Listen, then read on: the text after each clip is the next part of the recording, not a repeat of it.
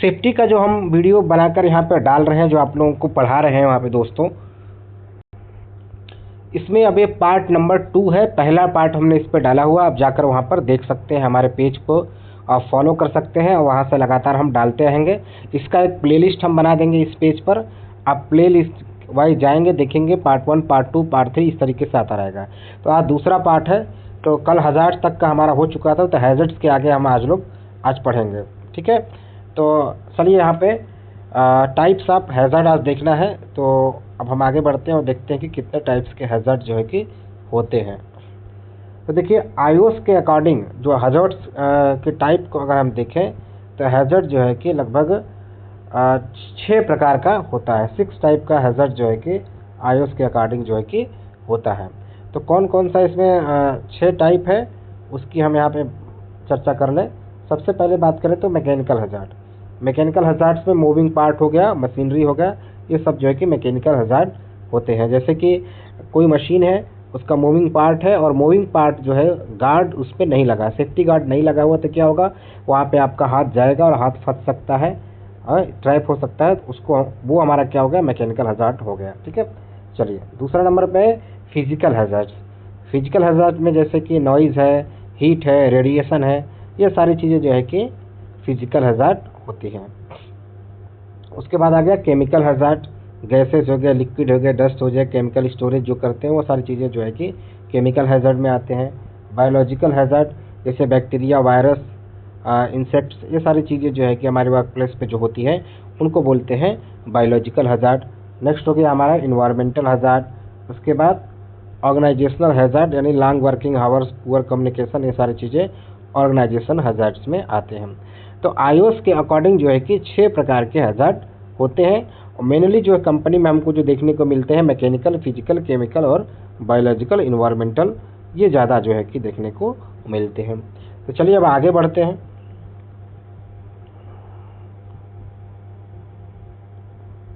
बहुत ही महत्वपूर्ण टॉपिक अब अगला है, वो है what is a risk. Risk के बारे में आप लोगों ने सुना होगा और जाना होगा। तो देखिए रिस्क क्या होता है। Risk is the chance of possibility that a hazard will actually cause harm और लॉस।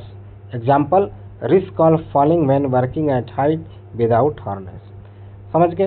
तो रिस्क का मतलब क्या होता है कि हम कोई भी जो हमको खतरा होता है, जो हैज़ार्ड होता है और जो हमको हार्म पहुंचता है, उस हार्म पहुंचने के पॉसिबिलिटी को हम रिस्क कहते हैं। जैसे अब जैसे आप सुने होंगे एक वर्ड कि यार ये शेयर मत लो, इसमें बहुत रिस्क है। कोई शेयर मार्केट में अगर बात करते हैं, रिस्क की बात करते हैं, अरे यार बहुत रिस्की शेयर है। रिस्की शेयर का मतलब होता है क्या, रिस्क का मतलब होता है कहीं हार्म ना हो जाए, कोई लॉस ना हो जाए। तो लॉस होने की जो संभावना जिसमें रहती है उसी को बोलते हैं रिस्क बोलते हैं। समझे आप, नुकसान होने का, हार्म होने की संभावना ही रिस्क कहलाती है। आप समझ गए। ऑलरेडी यहाँ पे लिखा है risk is the chance of possibility that a hazard will actually cause harm और लॉस। इसके बाद हैज़ार्ड मैंने आपको बता ही दिया है कि हैज़ार्ड क्या होता है। तो difference between risk and hazard यहाँ पे दिया गया है। तो देखते हैं कि क्या क्या हैज़ार्ड और उसमें डिफरेंसेस होते हैं। देखिए डिफरेंस क्या होता है। Hazard, anything that can cause harm, example oil spill. समझ रहे हैं यहाँ पे क्या दिया है, कोई भी ऐसी चीज जो कि आपको नुकसान पहुंचा सकती है, आपको हार्म कर सकती है, आपको इंजरी पहुंचा सकती है, नुकसान कर सकती है, आपको चोट लगा सकती है, आपको हानि पहुंचा सकती है, उसको हम बोलेंगे क्या, हैज़ार्ड। जैसे ऑयल स्पिल, मतलब ऑयल अगर जमीन पे गिरा है तो क्या होगा, हैज़ार्ड हो जाएगा, हैज़ार्ड हो जाएगा, ठीक है। तो अब उससे रिस्क क्या है, risk the chance that the hazard will cause harm. मतलब वही मैं आपको बताया कि उस हैज़ार्ड से आपको कितना नुकसान हो सकता है, या जो है कि वो हैज़ार्ड आपके नुकसान होने का कारण बन सकता है, उसी को हम बोलते हैं रिस्क। जैसे अब देखिए यहाँ पे इसने क्या बोला कि हैज़ार्ड क्या, ऑयल स्पिल, यानी जो गिरा हुआ ऑयल है, जो यहाँ पे सरफेस पे या फर्श पे जो ऑयल गिरा है वो हैज़ार्ड हो गया।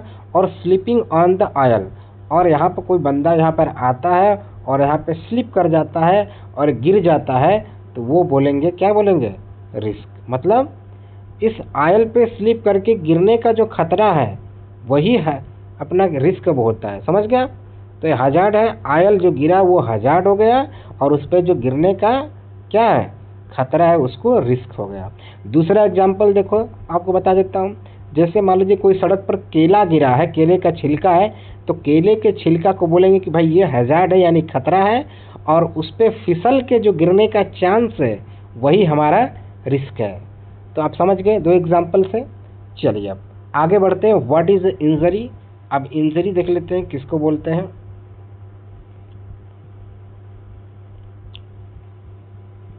देखिए, व्हाट इज इंजरी। इंजरी क्या होती है, बहुत इंपॉर्टेंट टॉपिक है, सारे इंपॉर्टेंट डिफिनीशन इसके अंदर है, वो हमको बताएंगे। Injury is the physical damage और harm cause to person body due to accident, falls और अनसेफ कंडीशन। मतलब कोई भी व्यक्ति है, उसके बॉडी में कोई हार्म हो जाता है, उसके शरीर पे कट लग जाता है या गिर जाता है, उसके एक्सीडेंट हो सकता है, और एक्सीडेंट अनसेफ कंडीशंस की वजह से होता है। तो ये सारी चीज़ें जो कि इंजरी में आएगी। इंजरी इज फिजिकल डैमेज और harm cause a person body due to the accident, falls और अनसेफ कंडीशन।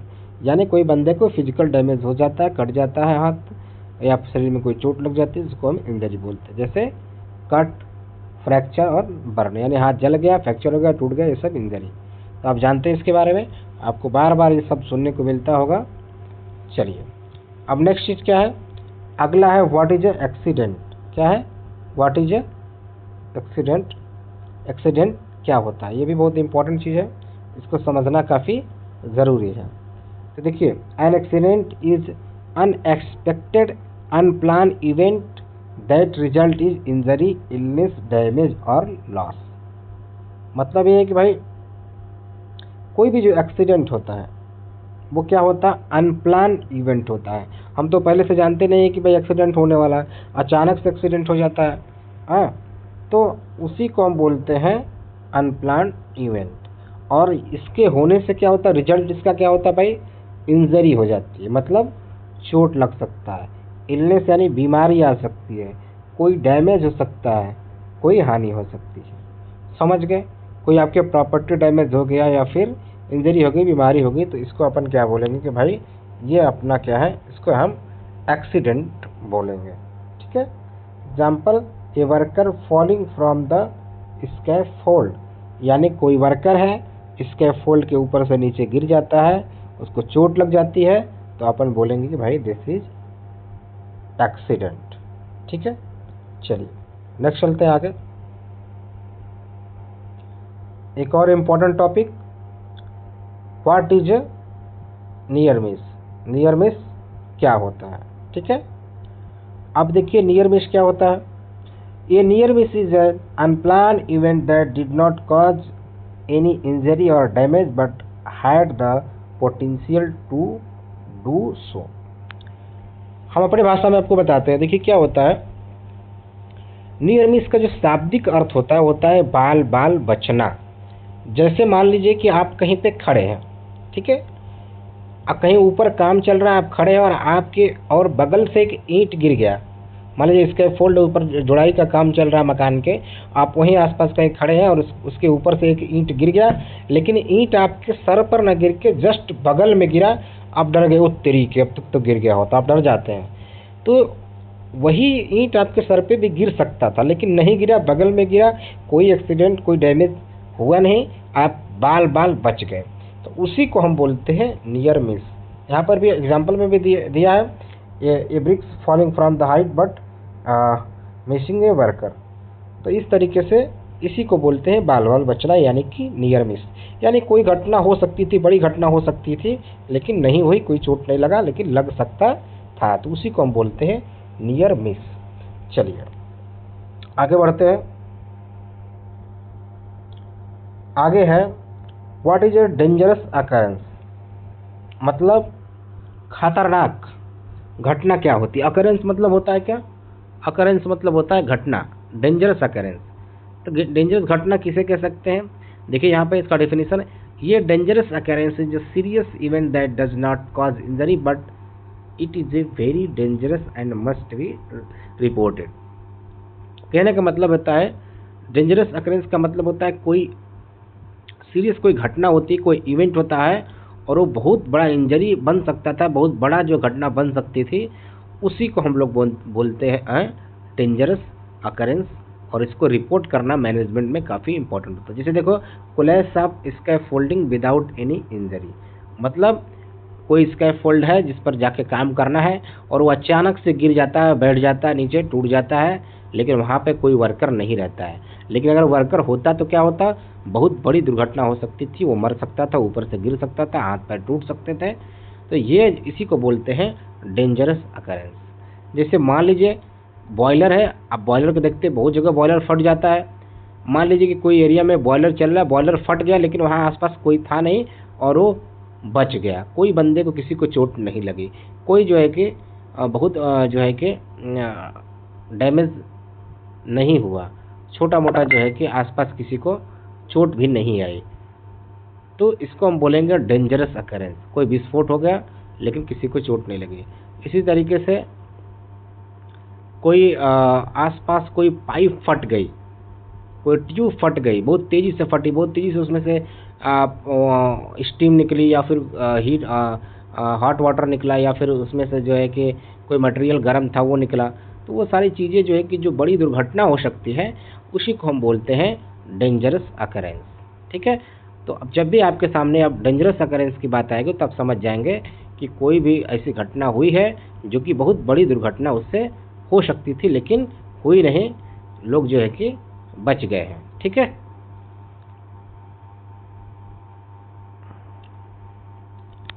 अब इम्पोर्टेंट चीज आता है कि what are the types of accident as per ओसा।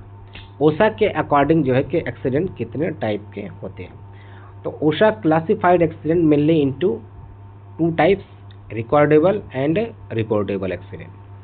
तो recordable accident must be recorded in the company logs.